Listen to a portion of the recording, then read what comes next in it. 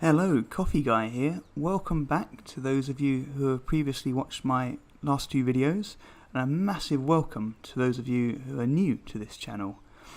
I'm broadcasting today from a very wet and windy UK, which is currently being absolutely battered by Storm Freya. And so tonight I'm going to talk to you about a perhaps slightly unusual Tier 9 tank. I've got the Leopard Prototype A. So the reason for me picking to do a video on this tank was I put some requests up on the forums for people to give me suggestions for tanks to review.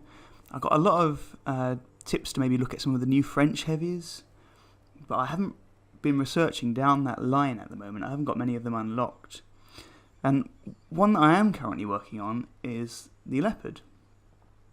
And I know from looking on YouTube for reviews of this tank myself that there aren't so many out there. It doesn't seem to be that popular a tank really. And I think one of the reasons for this is it's quite a strange one to have at Tier 9. It's very large and fast and with a good gun, like a lot of the other Tier 9 tanks, but it has absolutely no armour whatsoever.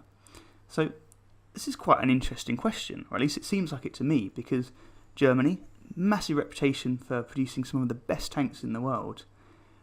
What were they thinking coming up with something like this at the height of the Cold War, which has absolutely no armour on it? And so let's have a look back at the history of why this tank came about.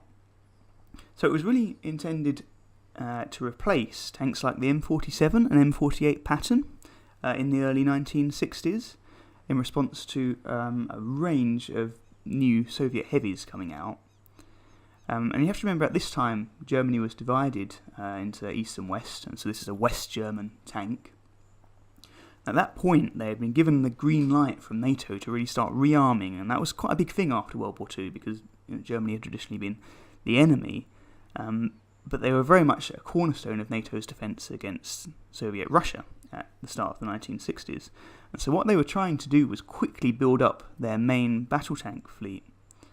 And at this point there had been an arms race going on for decades, and the feeling was very much that it doesn't really matter how much armour you stick on a tank, how well angled that is, there's always going to be a new type of weapon around the corner that will go through that like a hot knife through butter. And so the logic was, you go for speed.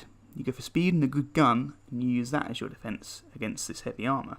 And so the specification for this Leopard tank was that it only needed to be able to withstand 20mm caliber hits and have nuclear, biological, chemical protection, which it does very well.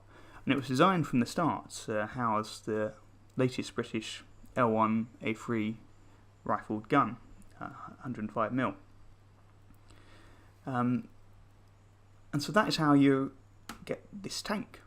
It's a very forward-looking tank. The raised deck at the back, which is quite distinctive, was designed specifically to allow future bigger engines to go in there to always maintain that speed advantage that it had. And of course it eventually led on to the Leopard 1 main tank, and from then on to the Leopard 2, which is the current version, which is arguably the best main battle tank in the world, and it equips every other European country apart from Britain and France. And so let's go a little bit into the details of what you get with this tank. Well, you get a quite large engine block, giving you 830 horsepower, quite a good power to weight ratio of 21.9. But it's the gun that is the big selling point about this tank. You get the legendary L7A1 rifled cannon, 105mm, which has a rate of fire of 5.83 rounds per minute, reload time of 10.29 seconds, aim time of 2.1 seconds, and accuracy of 0.3. So it's already pretty fast and pretty punchy, but you combine that with a depression of -8 degrees, plus 20 degrees, penetration of 268 on your standard rounds, and a damage of 390. This thing really packs a punch. Your view range is 410, which is pretty good. Radio stuck in the back. Ammunition is all over the place, but particularly in a big block at the front, and be careful of this, you will get ammo racked a lot. You have a crew of 4, driver down in front, gunner, commander and loader up in the turret. But unfortunately this is where the good news ends. Then we get to the armour. The armour. Oh my god, the armour. There isn't any. So you've got up to 20 mil on the top of the engine deck and on the tracks down there. You then go forward to this 21 to 31 mils in a moment, and this is really behind your tracks and around the turret ring on the inside and on the rear of the vehicle as well. So that would be the weak spot to go for if you want to hit the engine, although let's be honest with this thing, even its thickest armour up 71 degrees, you're going to pen it at tier 9, everything is going to pen it. You can't get hit in this tank at all. So up to 51 on the sides. When it says up to 51, in actual fact it's only 32 on the sides, and on the front there it's 70 mils. And that turret armour is only 52 at the front, which you can see it's extremely patchy, and 60 on the sides and back. So armour, not really very much to speak of. In terms of a crew, I've given them repairs, 6th Sense and Brothers in Arms. It's not a very well trained crew. I'm still working up my German medium crew line. In terms of equipment, I've gone for coated optics, camouflage and a gun rammer, just to get that rate of fire up a little bit more. And so, where does this tank go? You get up from this to the Leopard one, when I can find it in the tech tree here. And this tank is very similar, so the armour profile is exactly the same. I think personally it looks a little bit cooler. But the only real advantage to speak that it has is it has a slightly buffed version of the gun. But you can see that you've got a lot of stuff to play with down at tier 9. And this makes it a really fun tank. But as I was saying, there's no armour, so it reminds me a lot of the AMX CDC. You've got to play it fast and ridgeline. And so I've jumped into the battle. Now I apologise, my recorder didn't capture the start of this. So it's on fjords, and obviously we started off in the cap circle down in D2. I made my way up here with some team members up to about B7, just to kind of get a feel for where the enemy was going. So usually I either go for like that F6, or they'll go up near to B9. And in this case, not many went up to that B9 area, so me and about 2 others pushed our way up here. We took down a Tiger 2 that was camped on the corner. And we're just on this ridgeline now, so I know Artie has a bead on me, and I know there's a tank destroyer over there, so I was very cautious about going over, and I was trying to frantically coordinate with my teammate here to attack at the same time, so that he couldn't hit both of us. And there is another Tiger 2 lurking down there somewhere as well. So when I see that he turns and he's distracted, I'm just getting ready, get that gun depression in there, and boom, take him down. And I'm putting back, waiting for that reload, because I'm certain Artie has got a bead, and I've already lost a lot of my hit points in this, and I'm just being very cautious.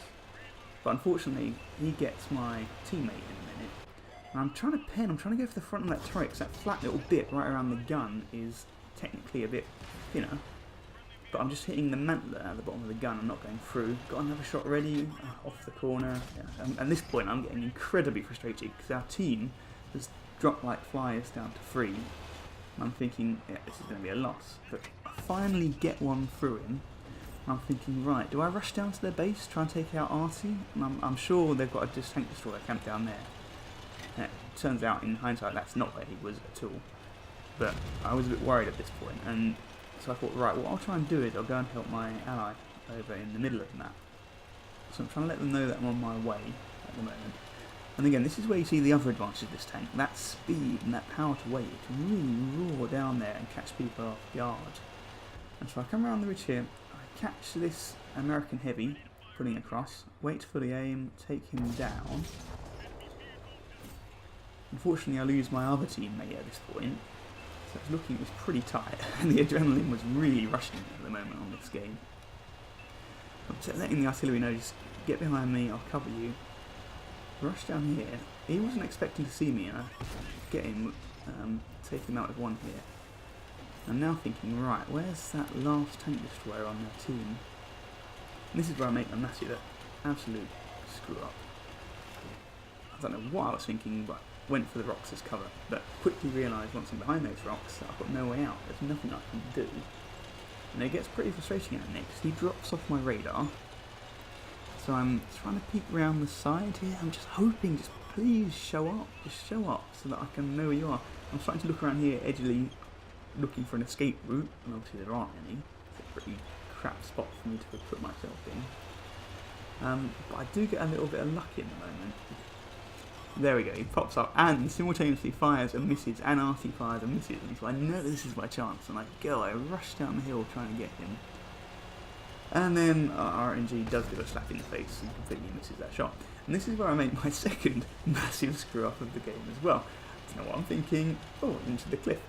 And he misses again, and I get my head in, and I should be dead. And I'm thinking, why am I not dead? How am I not dead? And this is the point when I realise Artie's there, and he misses too. And it's like, oh man, how am I still alive at this point? And obviously it's in the bag now because he's reloading and finish off the hit with him. So there we go, 7 kills. I get my mastery badge for it. It's the best I've ever done in this Leopard. Absolutely not down to skill at all though, this is very much luck. But it was a very enjoyable game nonetheless.